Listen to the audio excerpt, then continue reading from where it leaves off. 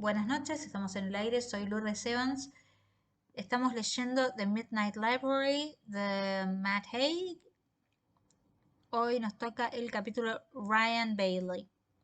Ryan Bailey, as in the Ryan Bailey, as in the Ryan Bailey of our fantasies, where they talked about Plato and Heidegger through a veil of steam is West Hollywood hot tub. Nora, you there? You look scared. I've just, I'm here on a bus, a big, touring, hi. Guess where I am? She had no idea what to say. Hot tub seemed entirely inappropriate as an answer. I honestly don't know. He panned the phone around a vast and opulent-looking villa, complete with bright furnishings and terracotta tiles, and a four-poster double bed veiled in a mosquito net. Nayarit, Mexico. He pronounced Mexico in a parody of Spanish, with the X as a H. Mexico, era querido decir. He looked and sounded slightly different to the Ryan Bailey in the movies. A bit puffier, a bit more slurred, drunker perhaps. On location, they got me shooting Saloon 2. Last Chance Saloon 2? Oh, I so want to see the first one. He laughed as if she had told the most hilarious joke. Still dry as ever, no? No? Staying at the Casa de Mita, he went on. Remember the weekend we had there? They've put me in the exact same villa, you remember? I'm having a mezcal margarita in your honor. Where are you? Brazil. We were just doing a concert in San Pablo. Wow, same landmass. That's cool. Cool. It was really good, she said. You're sounding very formal. Nora was aware half of the bus was listening in. Ravi was staring at her as he drank a bottle of beer. I'm just, on the bus. There are people around. People, he sighed, as if it was a swear word.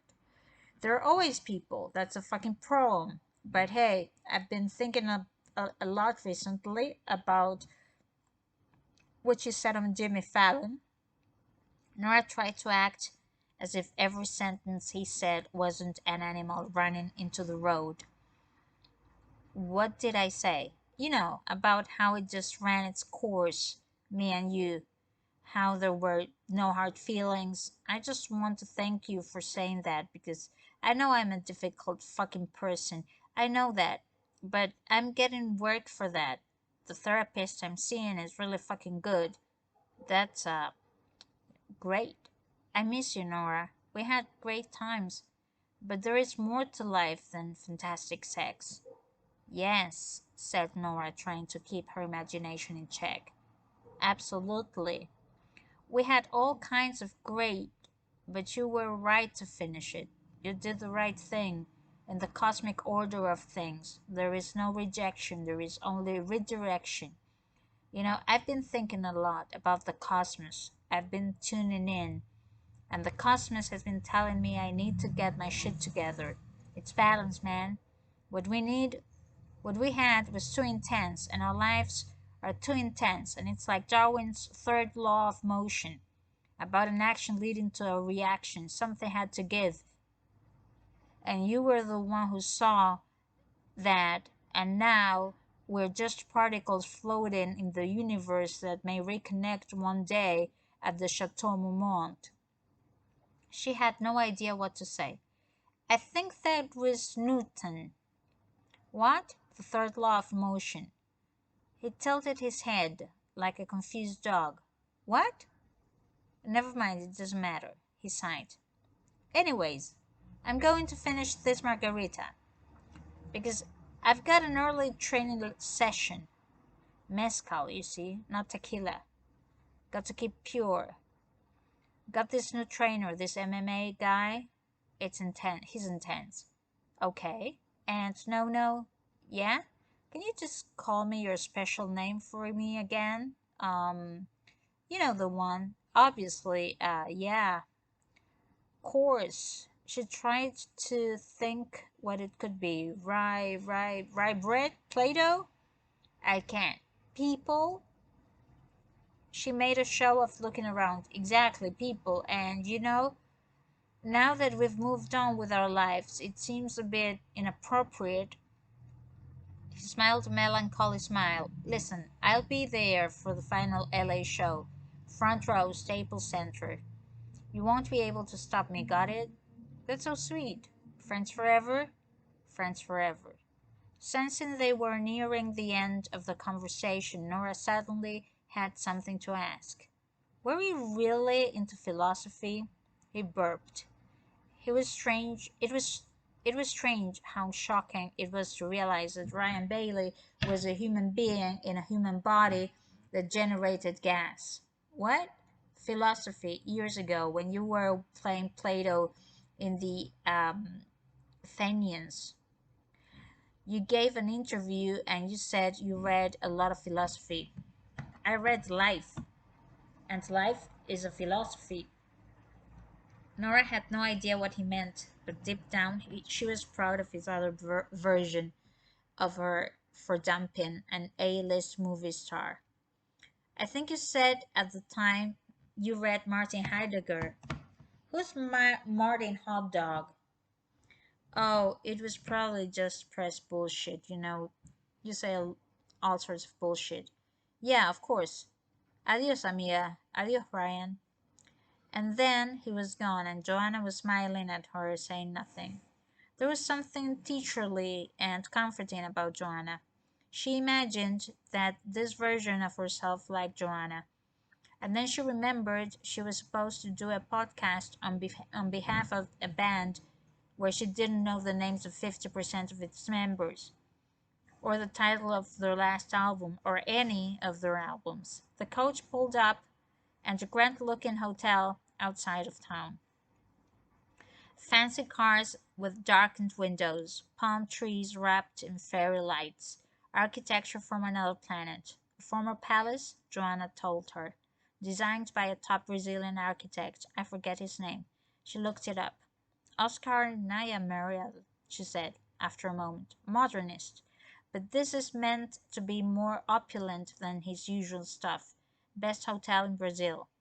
And then Nora saw a small crowd of people holding out their phones and out with outstretched arms, as if beggars with bowls filming her arrival. You can have everything and feel nothing. At Nora Labyrinth, 74.8K retweets, 485.3K likes. Próximo capítulo, A Silver Tray of Honey Cakes. It was wild to think of this life coexisting with her others in the multiverse, like just another note in a chord. Nora found it almost impossible to believe that while in one life she was struggling to pay the rent, in another she was causing such excitement among people all over the world. The handful of fans who had filmed the tour bus, sorry, The handful of fans who had filmed the tour bus arrive at the hotel were now waiting for autographs. They didn't seem too bothered about the other band members, and they did seem desperate to interact with Nora. She looked at one as she crunched over the gravel towards them. The girl had tattoos and was wearing an outfit that made her look like a flapper girl who had somehow got caught up in cyberpunk version of a post-apocalyptic war. Her hair was styled exactly like Nora's, complete with matching white strap. Nora, Nora, hi, we love you, Queen. Thank you for coming to Brazil. You rock. And then a chant started, Nora, Nora, Nora. While she was signing autographs in an illegible scribble, a man in his early 20s took off his t-shirt and asked her to sign his shoulder. It's for a tattoo, he said. Really? She asked, writing her name onto the man's body. This is the highlight of my life, he gushed. My name is Francisco. Nora wondered how her writing on his skin with a sharpie could be a highlight in his existence. You saved my life. Beautiful sky saved my life. That song, it's so powerful. Oh, oh, wow, beautiful sky. Beautiful sky. The fan burst into hysterics. You're so funny. This is why you are my idol. I love you so much. Do I know beautiful sky? That's brilliant.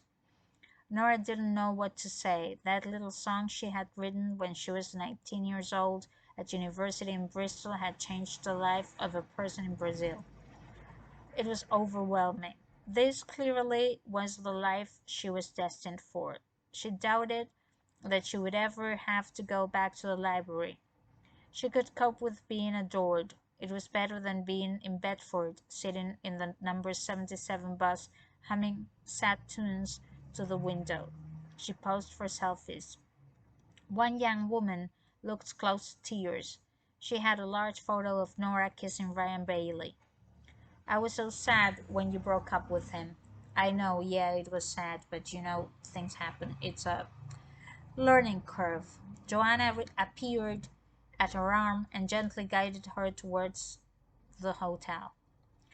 When she reached the elegant jasmine scented lobby, marble chandeliers, floral displays, she saw that the rest of the band were already in the bar.